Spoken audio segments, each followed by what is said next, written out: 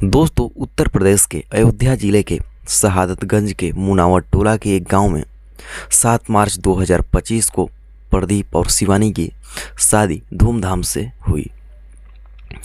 इसके बाद 7 तारीख को शादी हुई। 8 तारीख को दिन आता है सुहाग रात का दिन, जो कि हर एक व्यक्ति का सपना होता है, हर एक आदमी की खूबसूरत सी सोच होती है।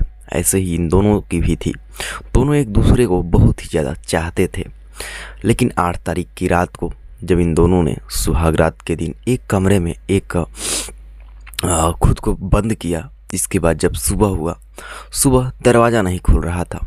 घर वाले काफ़ी ज़्यादा छटपटाते हैं, दरवाज़ा खोलने की कोशिश करते हैं, आवाज़ लगाते हैं, लेकिन अंदर से कोई रिस्पॉन्स नहीं आ रहा था। यानी कि अंदर से कोई व्यक्ति बोल ही नहीं रहा था, ना तो शिवानी ना तो प्रदीप। जो उसका बड़ा भाई होता है वह काफ़ी ज़्यादा परेशान हो जाता है, क्योंकि उसके पिता भी नहीं थे। दोनों भाई एक दूसरे से बहुत ही ज़्यादा प्यार किया करते थे। फिर जब दरवाज़ा नहीं खुलता है तो दरवाज़ा की तोड़ने की कोशिश किया जाता है। दरवाज़ा आखिर में लाख को तोड़ दिया जाता है। जब दरवाज़ा तोड़ा जाता है तो अंदर से जो प्रदीप कुमार होता है वह पंखे से लटक रहा था, और जो शिवानी होती है वह शिवानी मृत अवस्था में बेड पर लेटी हुई थी। फ़ौरन यह जो घटना होती है जब पुलिस को भी दे दी जाती है, पुलिस को यह बात पहुंच जाती है, और इसके बाद जो पुलिस होती है वह छानबीन में लग जाती है। तो दोस्तों, आखिरकार यह घटना होने की क्या वजह थी? अगर घटना होने का पीछे का जो वजह क्या था? आखिरकार क्यों शादी के पहले दिन ही यह जो दोनों पति पत्नी थे, शिवानी और प्रदीप कुमार, इन दोनों को मौत का रास्ता चुनना पड़ा? तो चलिए आज के वीडियो में यही जानने की कोशिश करेंगे कि अभी तक जो पुलिस है वह कहाँ तक तह तक पहुँच पाई है कि नहीं पहुँच पाई है। अभी तक जो हमारे पास सबूत हैं वह सबूत कहाँ तक पहुँचे हैं, या हमें क्या या निष्कर्ष निकला है। तो चलिए वीडियो में बात करते हैं। दोस्तों, बात है आज से ठीक 1 साल पहले की, यानी कि साल 2024 की, जब यह जो प्रदीप कुमार होता है यह एक शादी में गया हुआ होता है। रिलेशन में शादी थी, तभी वह वहीं पर इस लड़की को देखता है, शिवानी को। शिवानी जो थी वह काफ़ी ज़्यादा देखने में खूबसूरत और एक संस्कारी लड़की थी। जब वह उसे देखता है तो देखते ही पहली नज़र में अपनी जो वहाँ रिलेशन में उसकी महिलाएं होती हैं वह जाकर उनसे बात करता है कि यह लड़की कहाँ की है, यह लड़की बहुत ही अच्छी लग रही है। इसके बाद जो महिलाएं होती हैं वह कहती हैं कि तुम्हारा कहीं इस पे दिल तो नहीं आ गया है। इसके बाद प्रदीप जो होता है वह कहता है कि कुछ ऐसा ही समझ लीजिए। वह उस शादी में उस लड़की को देखता है। इसके बाद वापस अपने घर चला आता है। लगभग 5-6 महीने ही नहीं बीते होंगे कि जो महिलाएं होती हैं, प्रायः आप लोग गांव में देखते ही होंगे, अगर किसी चीज़ के बारे में एक बात हो गई तो बाद में भी वह उसके घर वालों से, गाँव वालों में धीरे धीरे चर्चाएँ बढ़ जाती हैं। जब लड़की के घर वालों को पता चलता है कि यह लड़का है शादी करने के लिए, महिलाएं धीरे धीरे बात करती हैं। तो जो लड़की का उस शिवानी कुमारी का रिश्ता होता है वह इस लड़की के घर में चला आता है शादी करने के लिए। अब लड़के का खुशी का ठिकाना नहीं होता है, वह काफ़ी ज़्यादा खुशी में था। शादी होती है इसी लगभग फरवरी माह में लगी थी। तो ये होता है कि चलिए 2 महीने बाद अप्रैल में शादी होगी, लेकिन फिर किसी वजह से शादी को टाल दिया जाता है। बोला जाता है कि 2 महीने नहीं, बल्कि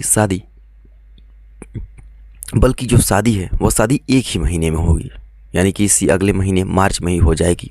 और जो शादी की डेट होती है वह 7 मार्च 2025 को, उसी डेट को फिक्स कर दिया जाता है। शादी होती है, शादी बड़े ही धूमधाम से होती है। लड़का काफ़ी ज़्यादा खुश था। वो खुश इसलिए था क्योंकि उससे अपनी पसंद की लड़की मिल चुकी थी, वो भी घर वालों के गैर मौजूदगी में नहीं, बल्कि घर वाले राजी थे, घर वाले ही शादी करवा रहे थे। और जब लड़का जो होता है डीजे वीजे पे जब सभी लोग लड़के डांस कर रहे थे, वह इतना खुश था कि जब दोस्त उसके बुलाते हैं तो वह भी आकर नाचने लगता है। फिर लड़की के द्वार पर जाता है, जहाँ पर द्वार पूजा लगता है, तो वहाँ भी वो उतर कर नाचने लगता है। यानी कि यूँ कहें कि लड़का इस शादी से काफ़ी ज़्यादा खुश था, उसे खुशी का ठिकाना नहीं था। फिर अगले दिन शादी करके लगभग वो लोग सुबह को घर आते हैं, और घर आने के बाद शाम का टाइम होता है, सारा व्यवस्था फिट किया जाता है। लगभग 11 बजे के आसपास तक तो सारी महिलाएं जो होती हैं वो बात कर रही थी, नाच गाना हो रहा था।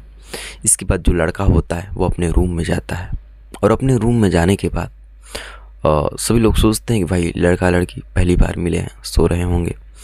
इसके बाद सुबह के 7 बज जाते हैं, लेकिन फिर भी इन दोनों का जो दरवाज़ा होता है वह दरवाज़ा खुल ही नहीं रहा था। इसके बाद जो बड़ा भाई होता है वो जाकर दरवाजे पर आवाज़ लगाता है कि सभी मेहमान आए हुए हैं, मेहमान हैं तो बाहर आ जाओ, कुछ सामान लेने चलना है या सामान पहुंचाना है। ऐसे ही घर में भाई कई प्रकार की कामें होती हैं। लेकिन 1 घंटे बीत जाते हैं, अंदर से कोई रिस्पॉन्स ही नहीं आया। जो लड़का था उसमें कोई हलचल ही नहीं आई, ना ही अंदर से कोई आवाज़ आई। इसके बाद वो लोग घबराने लगते हैं, जो दरवाज़ा होता है वह दरवाज़ा को पीटने लगते हैं, कुंडी खटकाने लगते हैं, नोक करते हैं, लेकिन फिर भी अंदर से कोई आवाज़ नहीं। इसके बाद वो लोग घबरा जाते हैं और घबराने के बाद वो लोग फैसला लेते हैं कि दरवाज़ा को तोड़ दिया जाएगा। इसके बाद जैसे ही दरवाज़ा को तोड़ा जाता है तो लोग अंदर देखते हैं कि शिवानी कुमारी जो कि बेड पर पड़ी हुई है और जो प्रतीक है वो पंखे से लटका हुआ है। इसके बाद तो इन दोनों में जो परिवार है वो सदमे में आ जाता है, हलचल पैदा हो जाती है अंदर से कि आखिर यह क्या हो गया। इसके बाद दोनों को जल्दी से उतारा जाता है, उसको पंखे से, इसको बेड से, और तुरंत एम्बुलेंस बुलाकर वहाँ के नज़दीकी हॉस्पिटल में पहुँचा जाता है। लेकिन जो वहाँ के डॉक्टर होते हैं वो डॉक्टर जब दोनों के नस खंगालते हैं, नसों को पकड़ते हैं, तो बोलते हैं कि आप लोगों ने काफ़ी ज़्यादा लेट कर दिया है, आप लोग शायद कुछ पहले आए होते तो मैं कुछ कर पाता, लेकिन इस टाइम पर इन दोनों की डेथ हो चुकी है। इसके बाद लड़की के घर वालों को फ़ोन किया जाता है, सारी बातें बताई जाती हैं। अब लड़की के घर वाले भी काफ़ी ज़्यादा दुखी थे। इसके बाद जो पुलिस होती है, पुलिस इस घटना की अच्छे तरीके से इन्वेस्टिगेशन कर रही होती है।